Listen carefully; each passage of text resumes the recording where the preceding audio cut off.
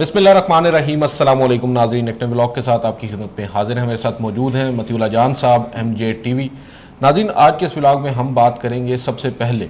Pakistan peoples party और मुस्लिम league नून के दरमियान जो जजेस की लड़ाई है, बेसिकली मेरा जज क्यों नहीं लगाया, उस बात पर अब लड़ाई काफ़ी शिद्दत इख्तियार करती जा रही है। जो सदर हैं आसिफ अली जरदारी साहब, वो भी अभी तक कायम हैं। उन्होंने जो दस्तखत हैं उस समरी पर नहीं किए जो जुडिशल कमीशन की जानिब से भेजी गई थी, और 2-3 रोज़ उन्होंने क़याम किया है लाहौर में, और वहाँ पर हमने देखा मोहसिन नकवी और जो कायम मकाम गवर्नर हैं पंजाब के, उन्होंने उन्हें रिसीव भी किया और सी ऑफ भी किया। चल क्या रहा है इस हवाले से जानेंगे, और इसी तमाम तर सिलसिले की एक कड़ी हम देख रहे हैं इस्लामाबाद हाई कोर्ट में, जहाँ पर आज एक मरतबा फिर बड़ी अहम समाअत हुई है और एक बड़ा दबंग किस्म का ऑर्डर आया है, जो कि पहले हम कह सकते हैं वर्बल ऑर्डर है, लेकिन रिटन ऑर्डर में वो जो उसके अंदर एक आप कह सकते हैं कि सख्ती थी वो नहीं थी, क्योंकि जो नोटिस ज़बानी हुक्मनामे के अंदर किए गए थे सदर मुमलिकत को और वज़ीर आज़म पाकिस्तान को, वो नोटिस तहरीरी हुक्मनामे में हमें नज़र नहीं आए। ताहम ये ज़रूर है कि जवाब तलब किया गया है, अटॉर्नी जनरल ऑफ पाकिस्तान को बुलाया गया है, मुआवनत उनसे तलब की गई है कि क्या वज़ीर आज़म जो सदर हैं वो रख सकते हैं इस समरी को बग़ैर दस्तखत के, और अगर ऐसा होता है तो अगला ऑप्शन क्या होगा, इस पर भी बात करेंगे। और फिर दूसरी जानिब मतीउल्लाह जान साहब, एक माहिदा हुआ है जिसमें सऊदी और तुर्की और पाकिस्तान, 3 ममालिक के दरमियान एक दिफाई माहिदा हुआ है, जिस पर बहुत से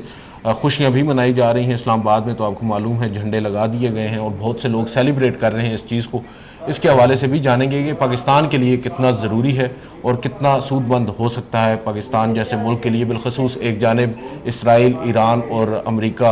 आपस में इस वक्त एक जंग की सूरत हाल से नबरदाज़मा है, और यहाँ पर पाकिस्तान सऊदी अरब और तुर्की के साथ ये माहिदा करता है, इसके क्या रिपरकशंस होते हैं, क्या फ़वाइद होते हैं पाकिस्तान को, ये भी जानेंगे। और फिर पाकिस्तान तहरीक इंसाफ के अपने मसाइल हैं। इमरान खान साहब की सेहत के हवाले से आज भी इतलात आ रही हैं, ब्लड प्रेशर के हवाले से बताया जा रहा है उन्हें मुंतकिल किया गया इस वजह से इस हॉस्पिटल में, लेकिन फैमिली खामोश है। पार्टी लीडरशिप आपसी लड़ाइयों में मुब्तला है। आज भी सलमान अकरम राजा हमें काफ़ी बरहम नज़र आए, और जिसके जवाब में जुनैद अकबर साहब आए, उन्होंने कहा कि रात 12 बजे आप बताते हैं और फिर सुबह एक्सपेक्ट करते हैं कि तमाम अरकान असम्बली अदालत के बाहर पहुँच जाएंगे। इस सब पर बात करेंगे। लेकिन सबसे पहले जो इस वक्त नूरा कुश्ती कही जा रही थी, कश्मीर के इंतखाबात से शुरू हुई थी पीपल्स पार्टी और नून लीग के दरमियान, अब आपको क्या लगता है, क्योंकि पीपल्स पार्टी की जानिब से बताया जा रहा है, जो आज उनके बीट रिपोर्टर्स हैं ज़राए से खबर दे रहे हैं कि पाकिस्तान पीपल्स पार्टी की आला क़यादत ने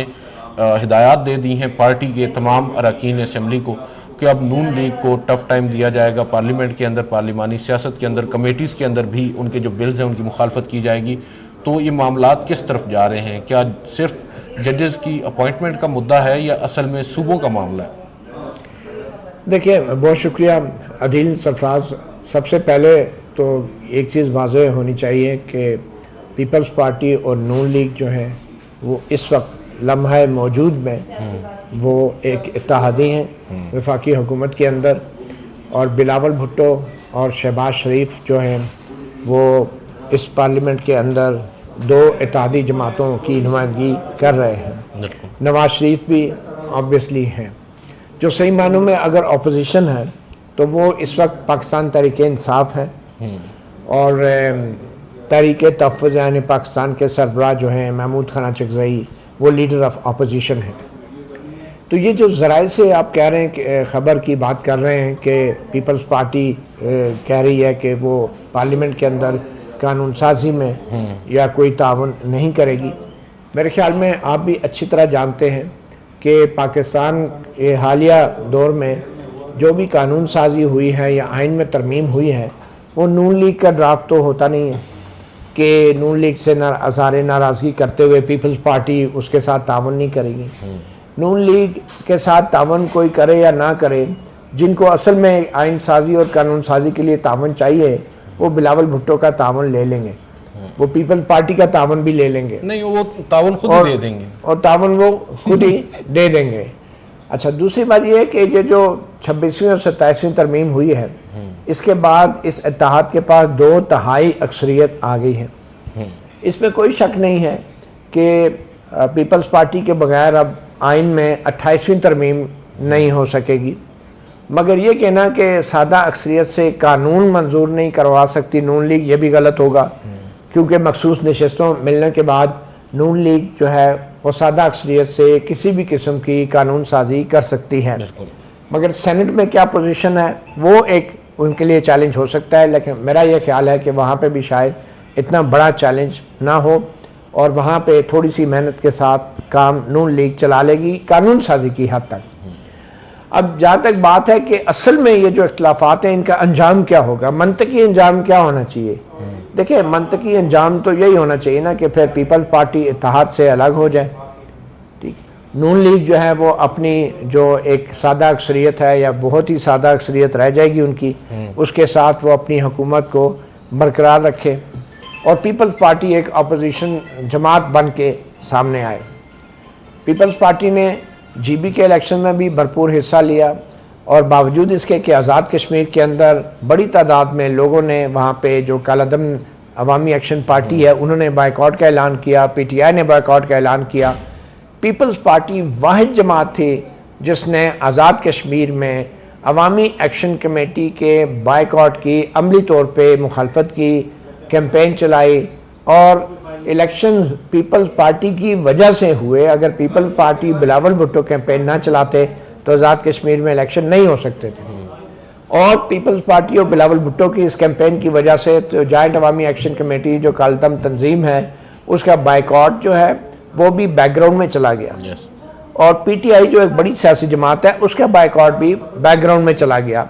اور وہاں پہ جو اتنے سنگین حالات ہوئے جس میں انسانی جانیں گئی ہیں وہ سب معاملات بھی بلاول بھٹو کی اور نون لیگ کی جو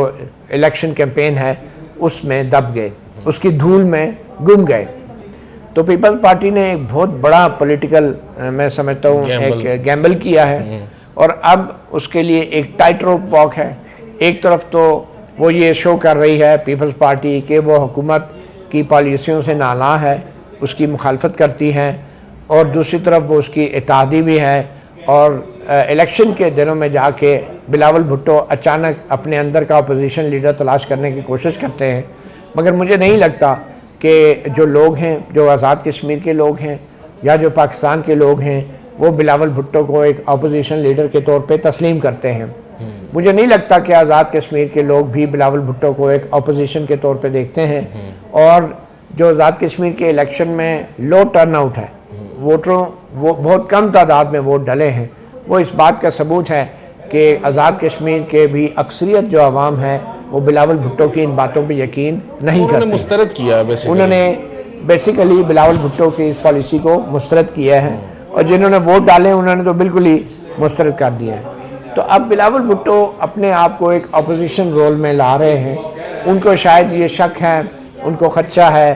محسن نقوی کے بیان کے بعد خاص طور پہ کہ کسی بھی وقت ان کو الیکشن میں جانا پڑ سکتا ہے، اور کم از کم وہ الیکشن سے پہلے وہ نون لیگ کے اتحادی کے طور پہ الیکشن میں تو کبھی نہیں جائیں گے۔ تو وہ ابھی سے اپنی پوزیشننگ انہوں نے شروع کر دی ہے کہ اگر اچانک الیکشن ہوتے بھی ہیں یا اعلان ہوتا ہے ان کا، تو یا پھر حکومت بھی گرتی ہے، تو وہ جو داغ نون لیگ پہ لگنے ہیں ان داغ کو جو ہے وہ پیپل پارٹی پہ نہ لگنے دیا جائے۔ مگر مجھے نہیں لگتا کہ یہ داغ پیپل پارٹی اتنی آسانی سے دھو سکتی ہے، کیونکہ سب داغ اچھے بھی نہیں ہوتے، سب داغ اچھے بھی نہیں ہوتے، بالکل۔ تو اب یہاں پر جو آصف علی زرداری صاحب اور ججز کا جو معاملہ ہے، آپ کو معلوم ہے آج کل تو بلک میں ججز بھی یہاں پر اپوائنٹ ہوتے ہیں، 3 ہائی کورٹس کے ججز کی اپوائنٹمنٹ کا مدعا آیا۔ پیپلز پارٹی کا جو اس وقت ہمیں نظر آ رہا ہے جو اصل ایشو ہے وہ یہ ہے کہ جو ان کے نامینیٹڈ لوگ تھے ان میں سے کسی ایک کو بھی اپوائنٹ نہیں کیا گیا، ایون سندھ ہائی کورٹ میں بھی۔ تو یہ ایک ان کو اب کہہ سکتے ہیں کہ ان کے تحفظات ہیں، اور ان کی بیس پر بتایا جا رہا ہے کہ صدر صاحب نے شاید کچھ اپنی ناراضگی ظاہر کی ہے، اور جو ریسنٹلی بیان محسن نقوی صاحب نے دیا ہے وہ بھی اس سے جوڑا جا رہا ہے کہ شاید بہت سارے ایشوز ہیں جس پر صدر صاحب نے اب اپنا ایک سمبولک ہی صحیح مگر احتجاج ریکارڈ کروایا ہے۔ ادروائز 1 یا 2 روز تک وہ سمری روک سکتے تھے، انہوں نے اب طویل عرصہ 15 دن کی جو مدت ہے وہ بھی گزر چکی ہے، ابھی تک روکا ہوا ہے معاملہ اسلام آباد ہائی کورٹ میں. جسٹس ارباب محمد طاہر صاحب نے سماعت کی ہے آج, اور وہ بھی آج کافی بتایا جا رہا تھا, جو ٹکرز خبروں میں چل رہے تھے کہ برہم ہو گئے جج صاحب. تو وہ برہمی کا اظہار کرتے ہوئے انہوں نے صدر صاحب کو نوٹس بھی کر دیا, وزیر اعظم صاحب کو بھی نوٹس کر دیا, لیکن جب ریٹن آرڈر آیا تو وہ نوٹس نہیں تھا. بہرحال وزیر اعظم وفاقی حکومت اور اٹارنی جنرل صاحب سے یہ پوچھا ہے کہ کیا وجہ ہے اور اب آگے کیا ہو سکتا ہے, ان سے معاونت طلب کی ہے. تو کیا آپ کو معاملات اس طرف جاتے نظر آ رہے ہیں؟ جو صدر آصف علی زرداری صاحب ہیں, ان کے پاس کتنے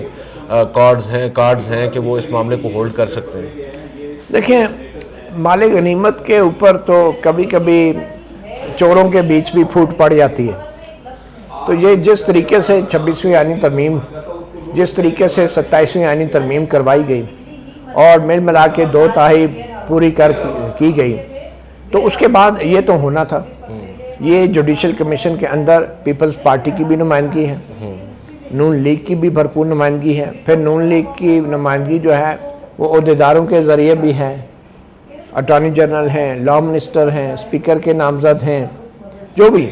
اور تیسری بات یہ ہے کہ نون لیگ کے حوالے سے جو جوڈیشل کمیشن کے اندر آئینی عدالت کے ججز بیٹھے ہیں وہ بھی شہباز شریف کے لگائے ہوئے ہیں, اور پھر جو سپریم کورٹ میں ججز بیٹھے ہیں وہ بھی چیف جسٹس یحییٰ افریدی جیسے, وہ بھی اسی 26ویں ترمیم کے بینیفیشری ہیں. تو یہ بیسیکلی جوڈیشل کمیشن کے اندر خود ہی 27ویں ترمیم میں طے کیا گیا کہ ووٹوں کے ذریعے اکثریت کے ساتھ ججوں کا تعیناتی ہونی ہے. تو اب پھر زرداری صاحب کو تکلیف کیا ہے جب انہوں نے اپنے انگوٹھے کاٹ کے دے دیے کہ ججوں کی تعیناتی ووٹوں کے ذریعے ہوگی, تو پھر اب صدر زرداری کو یہ زیب نہیں دیتا بطور ایک آئینی عہدیدار کہ وہ کسی قسم کی سمری کو روک کے بیٹھ جائے, کیونکہ یہ صدارتی نظام نہیں ہے. ٹھیک ہے, صدر زرداری تو اپنی مشہوری کراتے ہیں کہ میں نے عوام کا اختیار جو تھا, صدر کا اسمبلی توڑنے کا اختیار جو تھا, وہ میں نے وزیر اعظم کو واپس کر دیا, وہ میں نے پارلیمنٹ کو بااختیار بنایا. بلکہ وہ تو کہتے ہیں میں نے صوبوں کو اختیار دیا, اٹانومی دی 18ویں ترمیم میں, صوبائی خود مختاری کی. تو ایک ایسا شخص جو اتنے دعوے کرتا ہے جمہوری روایات کے حوالے سے, وہ شخص ایک ججوں کی تعیناتی کے حوالے سے اپنے ہی وضع کردہ آئینی نظام کو تسلیم کرنے سے انکاری ہیں. اور اب جب جوڈیشل کمیشن نے فیصلہ کر دیا ہے تو اب کس حیثیت میں صدر مملکت جو ہے وہ سمری کو روک سکتا ہے؟ میں تو اس پہ ایگری نہیں کرتا, اور میں سمجھتا ہوں صدر زرداری جو ہے وہ اپنی آئینی حدود سے تجاوز کر رہے ہیں, اور صدر کا کوئی اختیار نہیں ہے. کیونکہ جو آئین کے اندر ایک لفظ لکھا ہے نا کہ پریزیڈنٹ کے پاس سمری بھیجی جائے گی فار اپوائنٹمنٹ,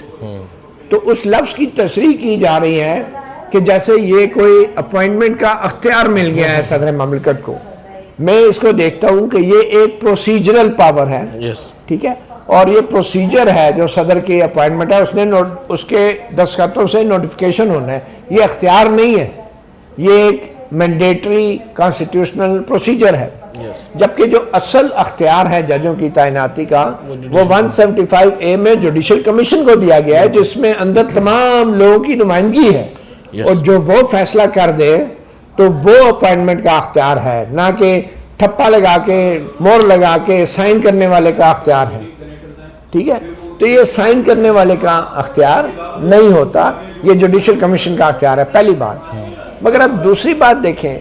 تو یہ جسٹس ارباب طاہر صاحب جو ہیں یہ کس حیثیت میں یہ کیس سن رہے ہیں؟ یہ ہائی کورٹ کا ایک سنگل جج آئین کی تشریح کر رہے ہیں, ہائی کورٹ کا ایک سنگل جج آئینی سوال اٹھا رہے ہیں. 26ویں ترمیم میں آئینی بینچ بنانے کی بات کی گئی تھی, 27ویں ترمیم میں ہائی کورٹ کے اندر آئینی بینچ بننے ہیں. بلکہ ہائی کورٹ کا جو ریٹ کا اختیار ہے اس کے خلاف آئینی عدالت میں بھی جانی ہے اپیل. تو اسلام آباد ہائی کورٹ میں آئینی بینچ نہیں بنائے گئے, سندھ ہائی کورٹ میں بنے ہیں. ٹھیک ہے, کے آغا صاحب جو ہے آئینی بینچ کے سربراہ ہیں جہاں پہ آئینی معاملات جاتے ہیں, وہ یہ ایک انوملی ہے 27ویں ترمیم کی. ٹھیک ہے نا, یہ کنٹراڈکشنز ہیں جو اب سامنے آ رہی ہیں کہ سندھ کی ہائی کورٹ میں تو آئینی بینچ بنا دیا ہے, اسلام آباد کورٹ میں آئینی بینچ نہیں بنایا گیا, کیونکہ حکومت یہ سمجھتی ہے, یہ چیف جسٹس سرفراز ڈوگر کی سربراہی میں اب پوری عدالت ہی جو ہے ماشاءاللہ سے وہ حکومت کے بتائے ہوئے اصولوں پر زندگی جی رہی ہے تو ان کو آئینی بینچ کی شاید ضرورت ہی نہیں ہے. لیکن اصولی طور پہ ہونا یہ چاہیے تھا کہ یہ ججوں کی تعیناتی کا معاملہ بھی ایک آئینی بینچ کے سامنے جاتا. اور ویسے بھی آئینی بینچ اور آئینی عدالت کا جو فلسفہ دیا گیا ہے وہ یہی ہے کہ اس میں چاروں صوبوں کی نمائندگی ہوگی جو آئین کی تشریح کریں گے, یہی ہے نا. تو پھر اسلام آباد ہائی کورٹ میں ایک جسٹس ارباب طاہر جو خود جو ہے 27ویں ترمیم اور 26ویں ترمیم کے بعد منظر عام پہ آئے ہیں, بلوچستان ہائی کورٹ سے لائے گئے تھے, وہ بیٹھ کے آئین کی تشریح کیسے حیثیت میں کر سکتے ہیں؟ ان کے پاس کیا اختیار ہے کہ صدر مملکت کے آئینی اختیار کے اوپر کمنٹس دیں, ریمارکس دیں, آبزرویشن دیں؟ وہ تو اٹارنی جنرل کر رہے تھے. یہی تو میں کہہ رہا ہوں نا کہ جسٹس ارباب طاہر کے پاس بطور سنگل بینچ کوئی اختیار نہیں ہے کہ وہ آئینی معاملات کے اوپر سوال بھی اٹھائے, کیونکہ اب آئینی عدالت بن گئی ہے. آئینی بینچ کا پروویژن ہے آئین میں. اگر اسلام آباد ہائی کورٹ میں آئینی بینچ نہیں ہے تو اس کا یہ مطلب نہیں ہے کوئی بھی سنگل جج اٹھ کے جو ہے وہ آئین کی یہ تو کنٹراڈکشن آ جائے گی نا کہ ایک طرف آپ ہائی کورٹ میں آئینی بینچ بنا رہے ہیں کیونکہ آئین کے معاملات بڑے عام ہوتے ہیں, اور دوسری طرف اسلام آباد ہائی کورٹ جیسی عدالت میں کوئی بینچ نہیں ہے, ادھر ایک جج اٹھ کے جو ہے صدر مملکت کو بھی کہتا ہے کہ یہ کیسے کر سکتا ہے. تو وہ سمجھتے ہیں کہ تمام جج ہی اس قابل ہیں کہ آئین کی تشریح کر اگر ہے تو پھر آئینی عدالت کیوں بنائے گی؟ پھر سپریم کورٹ میں طلاق اور شادیوں کے کیس کیوں رکھ دیے گئے اور آئینی عدالت الگ کیوں بنا دی گئی اگر سارے ججز اس قابل ہوتے ہیں تو یہ دیکھیں نا, یہ بیسیکلی کنٹرڈکشن ہے ایک 27ویں اور 26ویں ترمیم کی جو آپ کھل کے سامنے آ رہی ہے. اور آپ دیکھیں گے کہ مزید بھی یہ ترمیم جو کی گئی آئین کے اندر وہ مزید بھی بے نقاب ہوگی آنے والے وقتوں میں. اچھا, اس میں ایک چیز بڑی انٹرسٹنگ ہے نا, اگر آپ یہ سوچیں, ایک طرف نون لیگ ہے, ایک طرف پیپلز پارٹی ہے. لڑائی تو یہ ہے نا کہ میرا جج لگائیں کہ جو میں نے نامینیٹ کیا ہے. اس کی وجہ کیا ہوتی ہے؟ میرا اپنی مرضی کا جج لا کر کیا یہ حاصل کر سکتے ہیں؟ کیونکہ اس سے قبل بھی نون لیگ نے بڑے بڑے جج لگائے تھے, پھر گھر بھیجنے میں بھی نواز شریف صاحب کو انہوں نے اپنے فیصلے دیے ہیں. تو ہسٹری تو ہمیں یہی بتاتی ہے کہ جج چاہے آپ لگائیں, اپنی مرضی کا لگا لیں, فیصلے تو انہوں نے وہی کرنے ہیں جو وہ کریں گے. اس میں آپ کی پارٹی افیلیشن نہیں. پھر بھی اتنے زیادہ ٹچی کیوں ہو جاتے ہیں سیاستدان؟ دیکھیں جی, یہ وہ سیاستدان ہیں جو عوام کی طاقت پہ یقین نہیں رکھتے, جو جج کے فیصلوں کے پیچھے چھپتے ہیں, جن کو یہ یقین نہیں ہوتا کہ اگر ان پہ کوئی غیر قانونی ہاتھ ڈالے گا تو عوام ان کے ساتھ کھڑی ہوگی, کیونکہ انہیں پتہ ہوتا ہے کہ وہ کون سے فارم 47 سے آئے ہیں. تو اس لیے وہ پھر اس طرح کے سہارے ڈھونڈتے ہیں, میرا جج تیرا جج. اچھا, جہاں تک یہ بات ہے کہ سیاسی جماعتیں اپنا جج کیوں لگوانا چاہتی ہیں, دیکھیں پوری دنیا میں امریکہ جیسے ملک میں بھی جو حکمران جماعت ہوتی ہے, ریپبلکن ہیں, ڈیموکریٹ ہیں, وہ اپنے اپنے جج لگاتے ہیں اور کھلے عام کہتے ہیں کہ یہ ڈیموکریٹ جج ہے, یہ ریپبلکن جج ہے. وہاں پہ کھلے عام بحث ہوتی ہے. فرق کیا ہے؟ فرق یہ ہے کہ وہاں پہ CIA ججوں کے لیے انٹرویو نہیں کرتی, وہاں پہ FBI جو ہے ججوں کے گھروں میں ویڈیو کیمرے نہیں لگاتی, نہ ان کو ہراساں کرتی ہے, نہ ان کے بچوں کو بلیک میل کرتی ہے. ٹھیک ہے, فرق یہ ہے کہ وہاں پہ جو کام ہوتا ہے کھل کے ہوتا ہے. اور اگر ریپبلکن نامنی ہے, ڈیموکریٹ نامنی ہے سپریم کورٹ آف USA کے لیے, تو وہ سر عام لائیو ٹیلی ویژن پہ کانگریس کی کمیٹی ان کے انٹرویو کرتی ہے, ان کے سوال جواب کرتی ہے, وہ پوری دنیا کے سامنے اپنے نظریات, اپنی سوچ, اپنے فلسفہ شیئر کرتے ہیں اور اس کی ریزننگ دیتے ہیں. یہ فرق ہے, چوروں کی طرح نہیں ڈیلیں ہوتی. ٹھیک ہے نا, کہ جج لگانے والے جو لائر ہیں وہ اسی جج کے سامنے پھر کھڑے ہو کے فیسیں پکڑ کے کروڑوں روپوں کی, تو ان سے فیصلے بھی ججوں سے لے رہے ہوتے ہیں. دیکھیں سر, انٹرویوز ہوتے ہیں, انٹرویو, لیکن ان کو لائیو کرے نا, پھر ان کو پبلک کرے نا, پھر ان کے اوپر ان کا پورا کریڈینشل سامنے آئے نا, پھر ادھر صرف ووٹیں نہیں ہوتی, ادھر سوال جواب ہوتے ہیں, پوری دنیا کے سامنے آپ نے جواب دینے ہوتے ہیں بطور ایک جج. آپ جج بننے جا رہے ہیں, آپ ہیں کون, آپ نے ماضی میں یہ فیصلے کیے, یہ کیس لڑے, یہ فیسیں لی, یہ آپ نے ٹیکس دیا, یہ آپ کی سوچ ہے, یہ آپ کے بیانات ہیں. یہاں پہ سوال یہ ہوتا ہے کہ آپ, تو اس میں کوئی برائی نہیں ہے. فرق صرف یہ ہے کہ چوروں کی طرح کرپٹ لوگوں کو جج نہیں لگانا چاہیے, جن کا ایک بیک گراؤنڈ ہے, جن کی ایک ہسٹری ہے, جو لوگ پہلے بطور جج کنفرم ہونے کے اہل نہیں تھے, آپ نے انہیں نوکری سے فارغ کیا, اب دوبارہ انہی میں سے کچھ لوگوں کو دوبارہ جج لگا دیا. کوئی معیار ہی نہیں ہے آپ کا. تو یہ فرق ہے, اس میں کوئی مذاکرہ نہیں ہے کہ سیاسی جماعتیں اپنے جج لگائیں, لیکن پھر کھل کے لگائیں, سر عام لگائیں, اور لائیو سوال جواب ہو لگا دیں. جج بننے سے پہلے لگا دیں, ٹرانسپیرنسی تو ہونی چاہیے نا. جی. اب آپ میرے خیال میں وہ ایک ہمارا رہ گیا ہے ایک عمران خان کی صحت کے حوالے سے اور اسطور ہاں جی، اسد طور کا آج انہیں بلایا گیا 2 بجے NCCIA نے ایک ٹویٹ کے اوپر بتایا جا رہا ہے، پھر بعد میں ایک ولاگ بھی انہوں نے ریسنٹلی کیا اس کے اوپر بھی جو عمران خان صاحب کی صحت سے متعلق تھا۔ کیا آپ کو لگ رہا ہے یہ جو طریقہ کار ہے صحافیوں کو اس طرح بلا کر پہلے جس طریقے سے نوٹسز کیے جاتے ہیں اور پھر ایک طرح سے دھمکایا جاتا ہے صحافی کو کہ بعض آ جاؤ ادروائز پھر یہ ہو سکتا ہے، پھر عدالت رجوع کیا اسد طور نے، آپ بھی موجود تھے، عدالت نے احکامات جاری کیے جس کے بعد دوبارہ سے نوٹسز ہوئے آئے اسد طور کو، اور اب ایک مرتبہ پھر انہیں بلایا گیا، نوٹس دیا گیا اور وہ آج پہنچے ہیں وہاں پر اپنا بیان، جو میری اطلاعات ہیں اسد طور وہاں پر گئے ہیں جو انہیں بلایا گیا۔ کیا دیکھ رہے ہیں یہ جو کارروائی ہو رہی ہے، اور یہ صرف اسد طور کے ساتھ نہیں، دیگر اور بھی کئی صحافی ہیں جنہیں خبر کی بنیاد پر نوٹسز ہو رہے ہیں، انہیں بلایا جاتا ہے، کچھ لوگ یہ سمجھتے ہیں کہ انہیں وہاں پر بلا کر صرف ہراساں کیا جاتا ہے، ایک طریقے سے انہیں انٹیمیڈیٹ کیا جاتا ہے، باور کروایا جاتا ہے کہ اگر آپ یہی لائن رکھیں گے تو آئندہ بھی آپ کے ساتھ مزید سختی سے نمٹا جائے گا۔ یہ کس قدر نقصان دہ ہے جو رائٹ ٹو ایکسپریشن ہے یا فریڈم آف سپیچ ہے پاکستان کے اندر، وہ کہ موجودہ حالات کے اندر ان الفاظ کی بات کرنا بھی تھوڑی سی غیر مناسب معلوم ہوتی ہے۔ ویسے آپ کیا سمجھتے ہیں کہ اوورآل اس کا کتنا زیادہ نقصان ہو سکتا ہے سوسائٹی میں؟ دیکھیں، نقصان ہو سکتا نہیں ہے، نقصان ہو چکا ہے،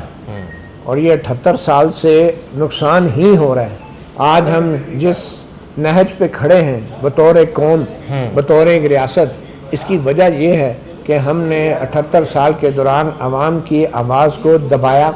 عوام کے مینڈیٹ کو چوری کیا،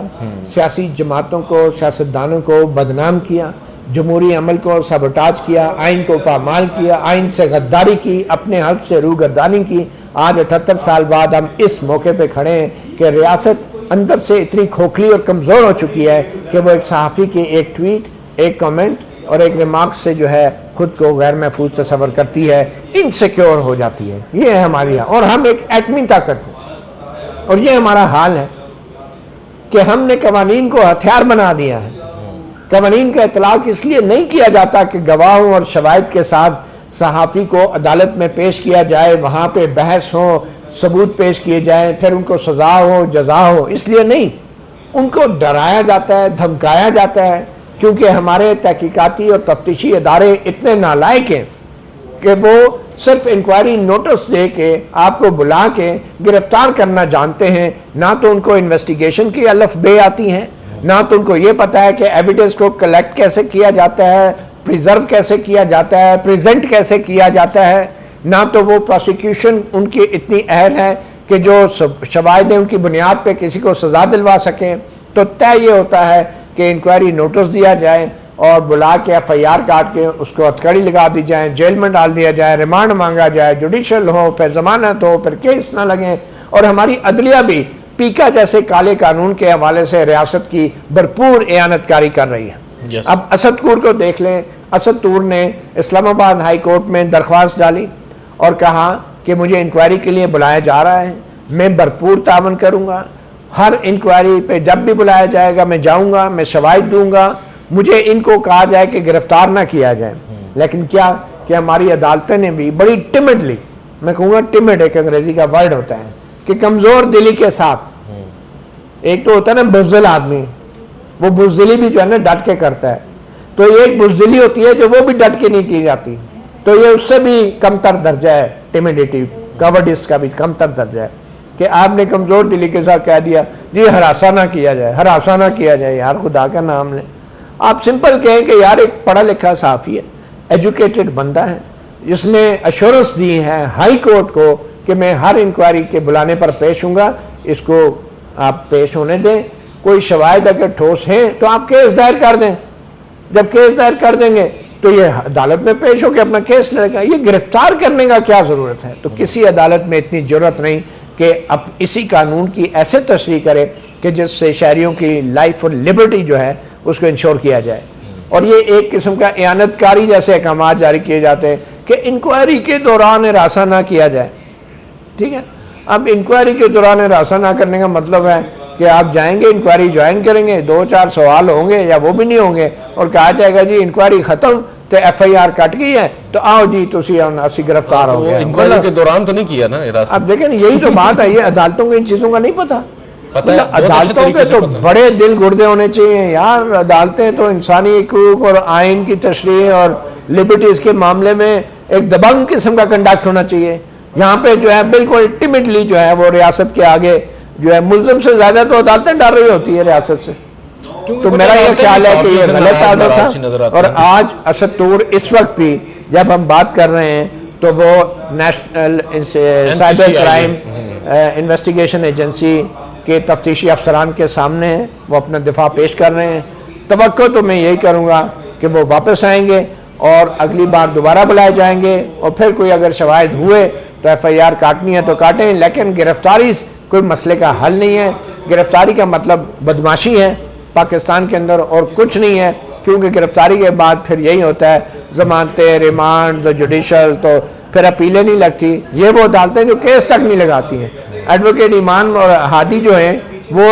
6 مہینے ہو گئے, ان کو 200 دن ہو گئے ہیں عدیل صاحب, اور وہ جیل میں ان کا کیس نہیں لگ رہا, نہ اسلام آباد ہائی کورٹ اور نہ سپریم کورٹ لگا رہی ہے. یہ تو حالت ہے ہمارے نظام کی.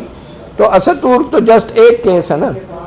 بہت سارے تو کیسز یہ بڑی ہی ایک انسیکیورٹی ہے ہمارے ریاست اور ریاستی اداروں کے اندر جو میں سمجھتا ہوں کہ نہیں ہونی چاہیے. چلیں, میرا خیال ہے 1-2 چیزیں ہیں جو اگلے کسی ولاگ میں ہم کر لیں گے, کیونکہ ایک پیکٹ ہے ڈیفنس پیکٹ, وہ بڑا امپورٹنٹ ایشو ہے, اس کے اوپر بھی ہم تفصیل سے بات کرنا چاہیں گے. اگلے ولاگ میں ہم بات کریں گے. آج کے اس ولاگ سے اتنا ہی. مجھے مطیع اللہ جان صاحب کو اجازت دیجیے. اللہ حافظ. اللہ حافظ.